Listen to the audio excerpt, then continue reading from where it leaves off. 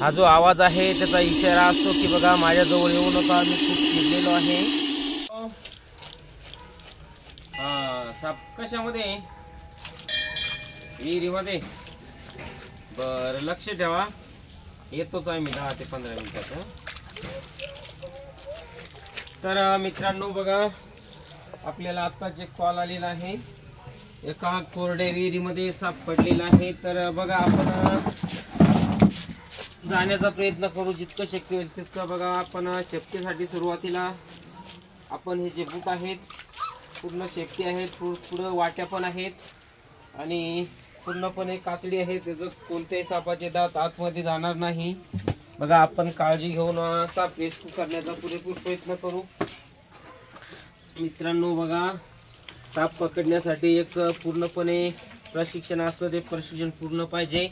आणि त्यासाठी बघा आपल्याला लागणारं साहित्य बघा, हा जो चिमटा आहे तो जिथं हात नसला पुरत तिथं आपण वापरू शकतो।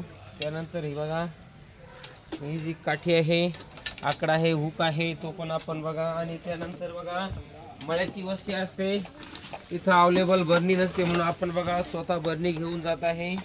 हे बघा पिशवी पण जात आहे, कारण कोणती वेळ केव्हा येईल सांगता येत नाही, कारण आपल्याला साधनं अवेलेबल नसतात, म्हणून बघा साधनं वेळेवर घेतली जाते, जागेवरूनच घेऊन जावं लागतात। बघूया आता आपला प्रवास निघेल। व्हिडिओ नक्की शेवटपर्यंत बघा।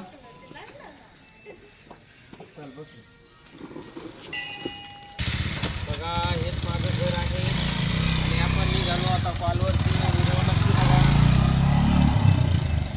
बघा आपण खूप असं अंतर पार करून स्पॉटवरती आलेलो आहे। बघा तिथवर गाडी जाणार नाही, तरी आपण इथंच गाडी लावू। आणि बघा आपल्याकडे लागणारं साहित्य जे आहे ते पण आपण सेफ्टी म्हणून घ्यावंच लागतं, खूप महत्त्वाचं असतं। चला तर बघूया कोणत्या विहिरीमध्ये साप आहे। बघूया आपण सुरुवातीला ज्यांच्याकडे आलोय त्यांचा परिचय देऊ, नंतर साप कुठं आहे ते पण दाखवू आणि रेस्क्यूला सुरुवात करू। दादा नाव काय आपलं? गणेश पुंड। गणेश दादा पुंड। बघा गाव वणीच पण मुळाणा रोड मळ्याची वस्ती त्यांच्याकडे असतात। तर बघूया आपण योग्य अशी काळजी घेऊन साप वाचवण्याचा प्रयत्न करू। तर बघू शकता तुम्ही विहीर कुठं आहे, बघा हीच ती विहीर आहे। बघा विहिरीला काठ पण नाही, आपण काही दिवसापूर्वी येऊन गेलो, पण बघा कोरडी विहीर आहे आणि विहिरीला अजिबात काठ नाही, काठाला जाणं सुद्धा धोकादायक आहे। आणि तुम्ही समोर बघू शकता हा जो डबडा आहे, त्यांनी आयडिया म्हणून डबडा टाकून ठेवला होता।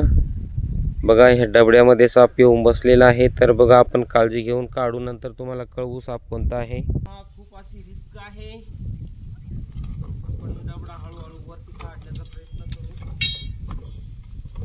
आवाज बघा त्याचा खूप असा आवाज येतोय, वरती डबडं सोडतो नाही ना बरं, डबडा गुचायला बरं का ते,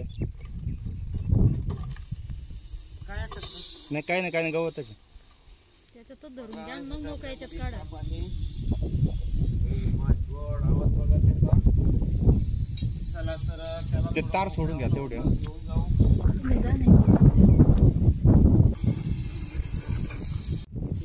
तर बघा त्याचा आवाज तुम्ही बघू शकता। ओ माय गॉड, ओ कसा आवाज बघा, आहे कोणत्याही क्षणी अटॅक करू शकतो।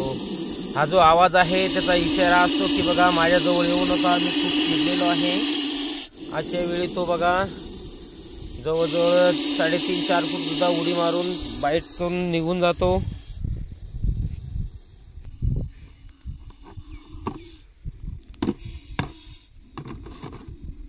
मित्रांनो बघा हा जो साप असतो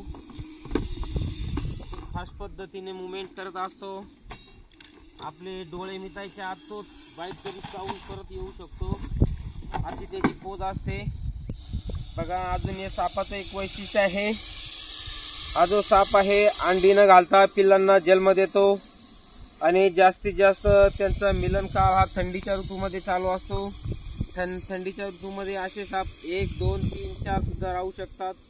त्यांचा पूर्णपणे मोसम असतो थंडीच्या ह्याच्यामध्ये बघा याचे दात असतात. भारतातील सर्व सापांच्या दातापेक्षा या सापाचे दात खूप मोठे असतात. कुकरच्या शिट्टीसारखा आवाज आहे. तर बघा खूप अशी मेहनत घेऊन हा साप पकडावा लागेल. बघा बाईट करण्याच्या ह्याच्यात आहे.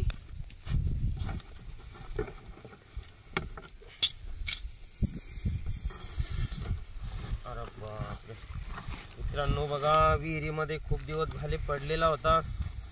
आपण आज डबडा टाकल्याने बघा तो डबड्यात आला, सुरक्षितपणे रेस्क्यू केलेला आहे. बघा तर याला काही वेळातच आवड हवी अशा निसर्गाच्या दिशेने रिलीज केलं जाईल. साप वाचवण्याचा आनंद काही वेगळाच असतो. माझ्या चॅनलला एकदा लाईक, मित्रासोबत शेअर आणि सबस्क्राईब करायला विसरू नका. चला, धन्यवाद.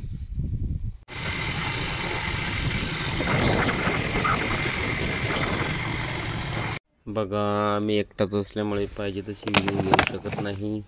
पण बघा विहिरीतून काढलेला घोणस रसल स्वायपर काही वेळातच निसर्गाच्या दिशेने जंगलामध्ये रिलीज केलेला आहे. प्लीज लाईक, शेअर आणि सबस्क्राईबर. धन्यवाद.